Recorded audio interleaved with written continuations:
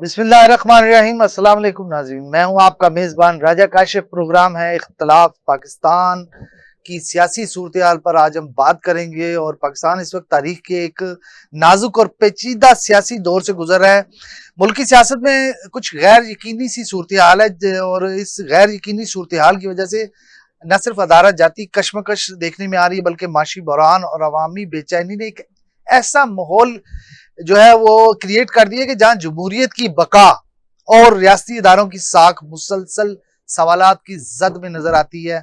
सियासी जमातों के दरमियान महाजा राय की अगर हम बात करें तो मुल्क की बड़ी सियासी जमातें जिनमें पाकिस्तान तहरीक इंसाफ, पाकिस्तान मुस्लिम लीग नून और पाकिस्तान पीपल्स पार्टी के दरमियान जो है सख्त सियासी महाजाराई जारी है। पीटीआई जो हाल ही में हुकूमत से बाहर हुई है और स्टेब्लिशमेंट और दीगर रियासती अदारों पर रजीम चेंज का बयानिया कायम करने की कोशिश जो है वो की जाती रही है। और बानी पीटीआई की क्यादत में पार्टी की कोशिश है कि वो अवामी हमायत को बरकरार रखते हुए रियासती फैसलों पर असरअंदाज हों। अगर हम बात करें इस हवाले से, कानून की हुक्मरानी और अदलिया का किरदार भी है इसमें, मुआशी बहरान और अवामी मुश्किलात हैं, जमहूरियत और पार्लियामेंट की बेबसी भी है इसमें।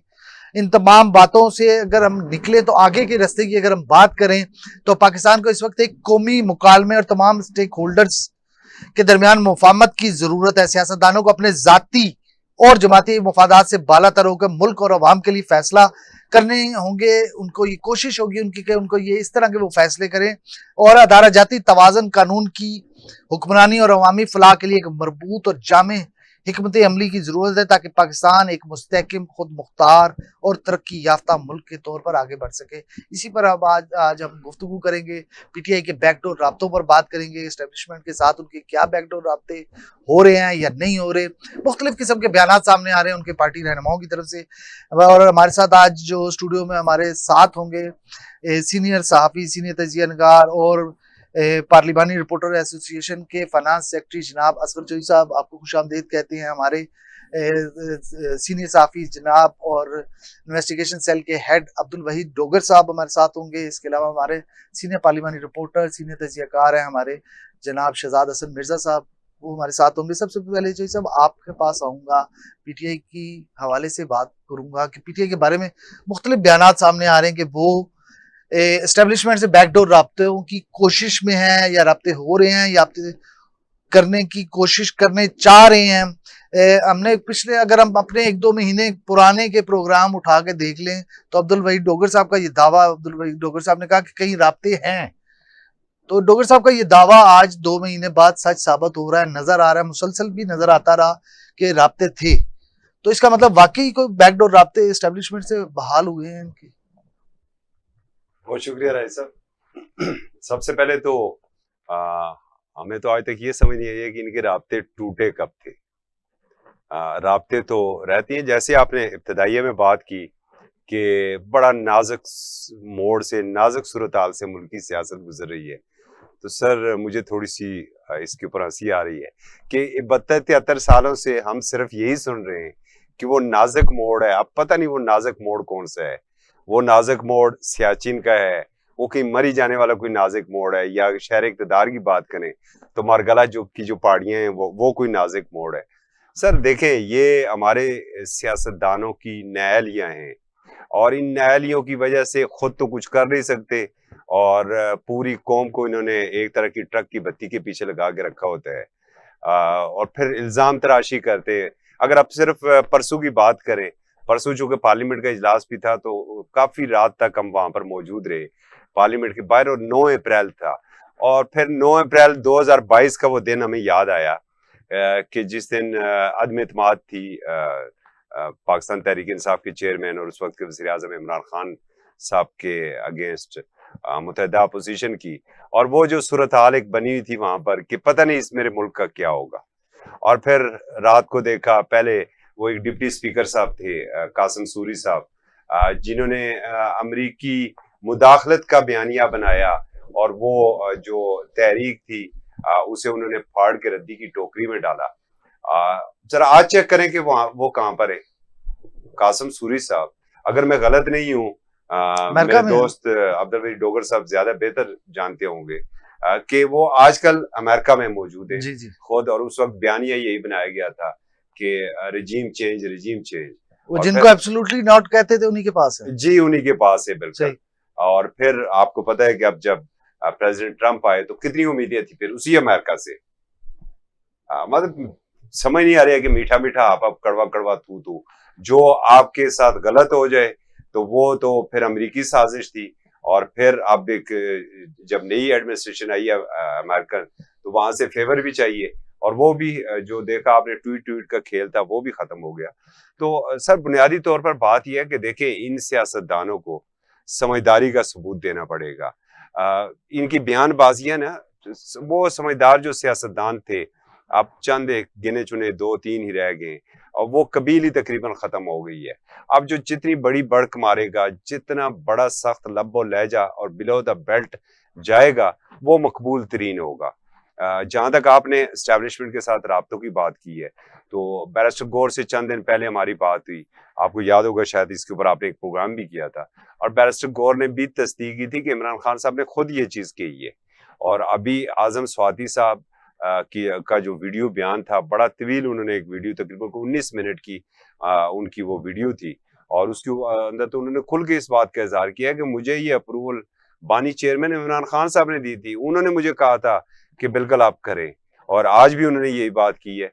और उन्होंने तो ये दावा किया है कि अब ये जो आने वाला बुध है, एक अहम तरीन शख्सियत से भी उनकी मुलाकात होगी। उन्होंने कहा तो होगी, लेकिन मैं ये कहूँगा मुतवक्के है। तो फिर वो जो तंदी थी वो टूटी कहाँ पर थी? वो तो कहीं भी नहीं टूटी है। आपने जब भी हुआ, आप मुझे ये बताइए कि जब 9 मई हुआ और उसके बाद आपने एक बयानिया ये बनाया कि फॉर्म 45-47 वाली, तो जो वज़ीर आला खैबर पख्तूनख्वा थे इस सारे अरसे के दौरान वो कहाँ पर थे? वाकफान हाल तो ये कह रहे हैं कि वो कंटोनमेंट पेशावर के इलाके में वो रिहाइश पजीर थे। तो सर फिर कहाँ पर मामला टूटे हैं? यहाँ पर आप आते हैं अक्टूबर को धरना लेके, और फिर जाके केपी हाउस के अंदर जाके आप मुलाकातें करते हैं, और फिर आपका पता ही नहीं चलता है। फिर आप पता नहीं 12 अजला क्रॉस करते हैं, और उसके बाद जाके पेशावर पहुंचते हैं। फिर इसी तरीके से 26 नवंबर वाला धरना था। तो राब्ते हैं, और पूरी कोशिश भी है पाकिस्तान तहरीक इंसाफ की कि ये बर्फ किसी तरीके से पिघले। लेकिन जो आगे सामने जो चीज आ रही है ना, जो रुकावट है सबसे बड़ी, वो है 9 मई। और 9 मई बिलाशुबा बड़ा जुल्म है। आपके अदारों को निशाना बनाया गया, और पूरी दुनिया ने एक तमाशा देखा। मुझे ये बताइए, जब कैपिटल हिल के ऊपर हुआ था, प्रेसिडेंट जो ट्रंप अभी हैं, उनके हामियों ने जो किया था, क्या उनको माफी मिल गई थी? सबको उन्होंने सामना किया था अदालतों का, मिल गई ना तो अब मिली है ना सर। उस वक्त तो उन्होंने सामना किया, उन्हें ट्रंप ने आते साथ सबसे पहले माफी उन्हीं के लिए दी। जी बिल्कुल, लेकिन हुआ तो था ना सर। सही सही। तो यहाँ पर फिर आप वो आधा तीतर आधा बटेर वाली सही। बात। मैं चाहिए सर दोबारा भी आपकी तरफ आता हूँ। डोगल साहब, आपका ही दावा था, सच होता दिखाई दे रहा है कि बैकडोर, आपने कहा कहीं और राब्ता है एस्टेब्लिशमेंट का, पीटीआई का, बुशरा बीबी का भी आपने हवाला दिया था। बुशरा बीबी फिर अब खुद भी अंदर चली गई। अब ताज़ा दिन क्या सूरत आ रहा है? क्या आपके सोर्सेज क्या कहते हैं, क्या दावा है उनका? देखें काशिफ साहब, बात यह है, मेरी जो शुरू दिन से एक अंडरस्टैंडिंग है ना, पूरी दुनिया में आप किसी भी मुल्क में चले जाएं, वहाँ पर उनके कौमी सलामती के अदारों का एक रोल होता है, और हमारे यहाँ भी है। लेकिन हमारे यहाँ चूँकि गौर व फिक्र से हमारा दूर का कोई लेना देना नहीं है, तो पॉलिटिशियन जो हैं वो अपने चंद वर्कर्स को, जो पेड वर्कर्स होते हैं, उनको सामने लाकर जब उनको इक़्तिदार से निकाला जाता है, तो उनके लिए वाहिद एक रास्ता होता है कि वो कौमी सलामती के अदारों के ख़िलाफ़ कीचड़ उछालें, एक बयानिया बनाएं और अपने सियासी मफादात हासिल करें। अब आपने अमेरिका की मिसाल दी, तो वहाँ पे भी ट्रंप साहब ने यही किया था ना, जो यहाँ पे हो रहा है, और आज वो साहिब इक़्तिदार हैं।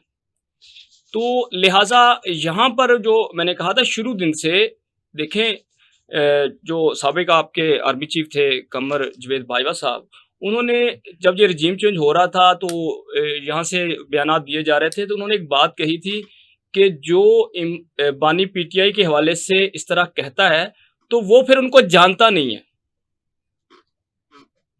वो फिर उनको जानता नहीं है।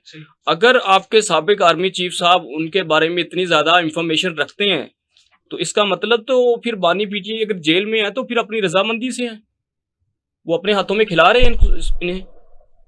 देखें, जब से ये सारा कुछ हुआ, रजीम चेंज हुआ, नए इलेक्शन हुए, तो बाकी सियासी जमातें तो सियासी तौर पर पब्लिक में उनका मतलब कोई पुरसाने हाल नहीं है, वो तो बाहर नहीं निकल सकते। आप देखें, मियां मोहम्मद नवाज शरीफ साहब पाकिस्तान में हैं, अभी बाहर गए हैं बेलारूस अपने प्राइम मिनिस्टर के साथ, शहबाज शरीफ के साथ। तो उनके साथ पहले ये इक़्तिदार में होते थे लोग, बड़ी खुशी से तस्वीर बनाना और सारा करना, पब्लिक में आना। तो अब तो बानी पीटीआई ने जेल में रह के इन्हें घर से बाहर निकलने के काबिल नहीं छोड़ा। ठीक है, तो इसका मतलब कुछ ना कुछ चीजें तो बैकडोर ऐसी चल रही हैं कि जिसमें ये तमाम तर जो 77 सालों से पॉलिटिकल सिस्टम था, देखो माजी में भी ऐसा ही हुआ सर। मियां मोहम्मद नवाज शरीफ साहब ने भी आपके कौमी सलामती के अदारों के खिलाफ जो बातें की, और आज कहते हैं जी देखें, अगर फाइनेंशियली देखा जाए तो उनके पास जो पैसा है, पैसे की कोई मसला तो नहीं, कमी तो नहीं है, ठीक है, लेकिन फिर भी वो एहतसाब कोर्ट में खड़े होकर कहते थे, उनका बयान ऑन रिकॉर्ड मौजूद है कि यार मुझे पता होता कि इस मुल्क में इंसाफ का निज़ाम इतना कमज़ोर है तो मैं इसे ठीक करता। मैं तो तंग आ गया हूं अपने वकीलों की फीसें दे देकर।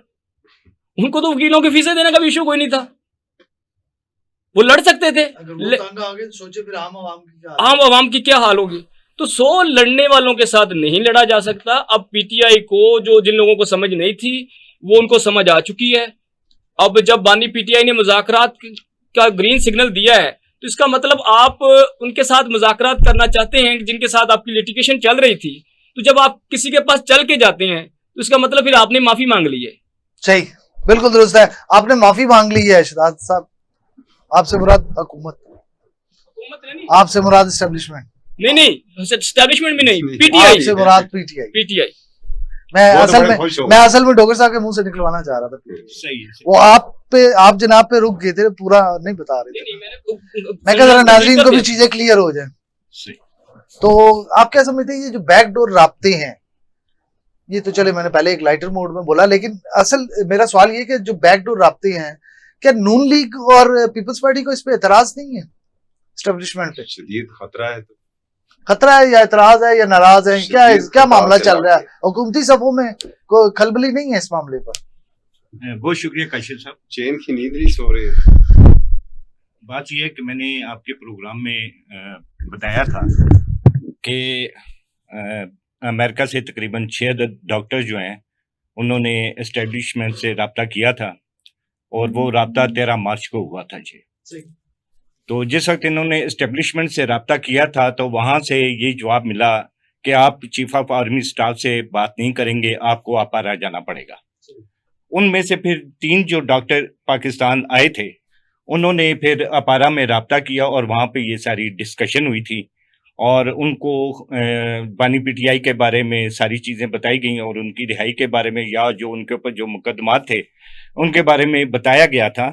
तो उसके बाद जिस वक्त वो वापस अपने अमेरिका गए थे, तो उन्हीं के सोशल मीडिया में 2 ऐसे लोग हैं, एक अमेरिका से हैंडल कर रहे हैं जिनका नाम जिब्रान इलियास है, और एक हैं साजिद बरकी जो इंग्लैंड से इनका ट्विटर हैंडल करते हैं। तो उन्होंने इसके ऊपर ट्रोलिंग शुरू कर दी थी और इस मुज़ाकरात को जो है वो सबूताज करने की कोशिश की थी। अभी जो मुज़ाकरात की बात हो रही है उसमें जो किरदार अहम अदा कर रहे हैं वो हैं आज़म स्वाति। आज़म स्वाति ने ये बरमला एक जगह पे कुरान पाक का हलफ उठा के ये कहा था हाथ में, वही आज़म स्वाति है जिनकी वो वीडियो जी एग्जैक्टली वो ये वही आज़म स्वाति है जिसने कौमी सलामती के अदारों के जो ऑफिशियल्स हैं उनको बेहुदा किस्म की सोशल मीडिया पर गालियां दी थी। अच्छा ठीक है, ये वही आज़म स्वाति है जिन्होंने ज़िलज़िला मुतासिरीन के लिए 1 अरब का चेक दिया था जो डिसऑनर हो गया। ये वही आज़म स्वाति है जो अमेरिका से पेनिट्रेट होके आए जी। चलो जी, जो भी हैं तो वो पीटीआई का हिस्सा थे ना, वो नून लीग के तो हिस्सा नहीं थे। जी।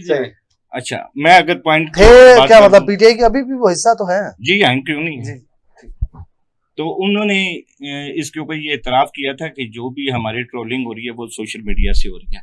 अभी जो सिचुएशन है, जो मुज़ाकरात की नवीद सुनाई जा रही है कि दोबारा जो है वो मुज़ाकरात हो रहे हैं, तो मैं यहाँ आपको ये बताता चलूँ कि यहाँ जो इस वक्त मौजूदा क़यादत है जो पीटीआई की, वो बराह रास्त मुज़ाकरात नहीं कर रही जी। वही जो डॉक्टर्स हैं डॉक्टर्स में से दोबारा जो है वो डॉक्टर्स आएंगे और 15 अप्रैल 16 अप्रैल तक का ये शेड्यूल है, ये मुलाकात का, दोबारा उनसे मुलाकात होगी। और उसमें जो चीज़ें तय पाई जा रही हैं उसमें एक चीज़ ये तय पाई जा रही है कि जो बानी पीटीआई हैं वो 9 मई के वाक़े के ऊपर अगर सरेंडर करते हैं, उसके ऊपर माफ़ी मांगते हैं तो मामलात आगे चल सकते हैं।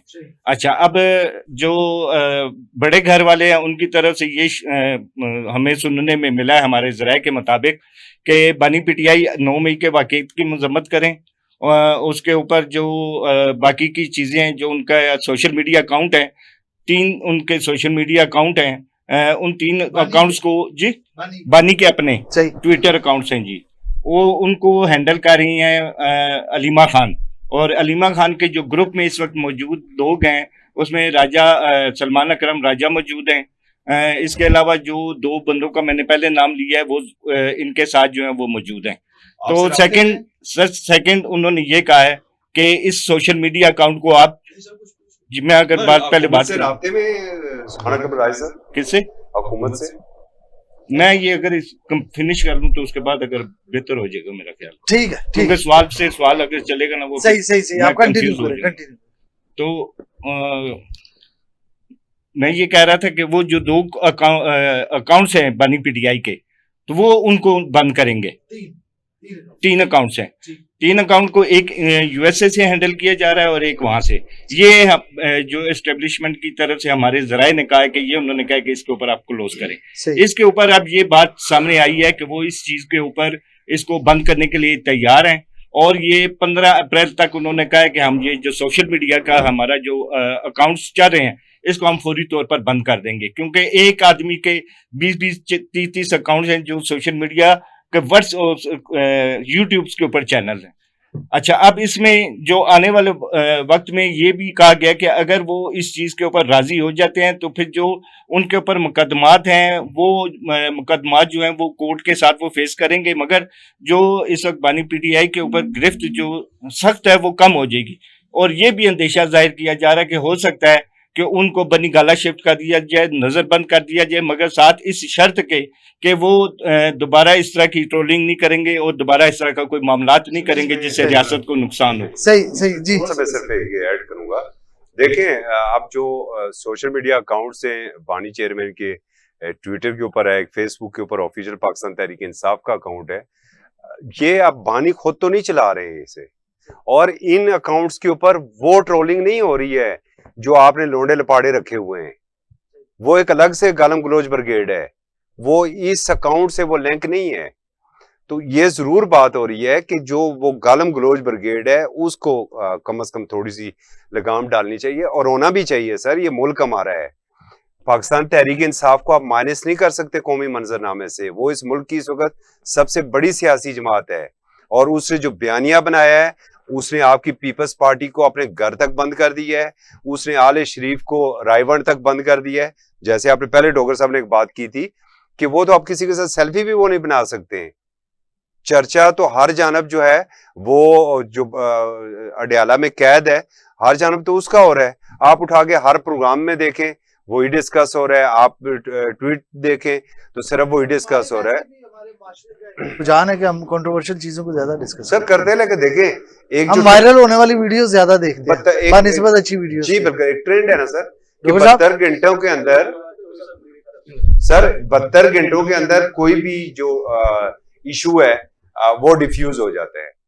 ये एक ऐसा इशू है कि ये डिफ्यूज ही नहीं हो रहा है, ये मुसलसल जो है वो ऊपर जा रहा है, हर तरीका इख्तियार कर चुका है ना। तो यही मैं कह रहा हूँ ना कि आप कम से कम आपसे मुराद एस्टेब्लिशमेंट और हुकूमत खुद इसमें जान डालती है बार-बार। देखिए हर चीज में आप एस्टेब्लिशमेंट, यार वो बैठे हुए जीएचक्यू में, उन्हें अपना काम करने दें ना। वो सरहदों की हिफाजत कर रहे हैं, आप उन्हें अपना काम करने दें। रिस्पॉन्सिबल इस वक्त जनाब शहबाज शरीफ साहब हैं जो चीफ एग्जीक्यूटिव हैं। सही उन्होंने हुकूमत चलानी है, पॉलिसी उन्होंने या अगर पिंडी से पॉलिसी आ रही है तो बता दें जी कि उन्होंने ये पॉलिसी दी है कि ठीक है जी आप दफा 144 लगाएं। उन्होंने कहा है कि जी आप खाद की कीमतें वहां लेके जाएं। उन्होंने कहा है कि किसानों का आप ये अशर करें। हर चीज के ऊपर आप ले जाते हैं सिर्फ एस्टैब्लिशमेंट। सर डॉक्टर साहब आप कुछ कहना चाह रहे थे? देखें, बात ये है कि वजीर आजम के गुड गवर्नेंस के मामलात पर पिछले दिनों आर्मी चीफ ने थोड़े से कान खींचे थे। ठीक है, चौधरी साहब दुरुस्त फरमा रहे हैं कि हर बात आप उन पर डाल दें, सारा कुछ उन्होंने करना है, तो फिर आप क्यों बैठे हैं यहाँ पे? सही। देखिए, पॉलिटिकल सिविल गवर्नमेंट के जो मसाइल हैं वो हुकूमत को खुद ही हल करने चाहिए, ना कि उसको दूसरों एस्टेब्लिशमेंट देके या कोई और देके। जी जी। आप अपने मसाइल, आपसे मुराद वफाकी हुकूमत अपने मसाइल क्यों नहीं खुद हल करती? वो हर वक्त इस आरजू और ताड़ में क्यों होते हैं कि आए हमारा मसला हल कर देंगे? तो कौन से मसाइल की बात कर मतलब रहे हैं? यहाँ पे प्रोटेस्ट शुरू हो जाए जी, तो हाँ। आपके असिस्टेंट कमिश्नर की, आपकी पुलिस की कोई बात सुनता ही नहीं है।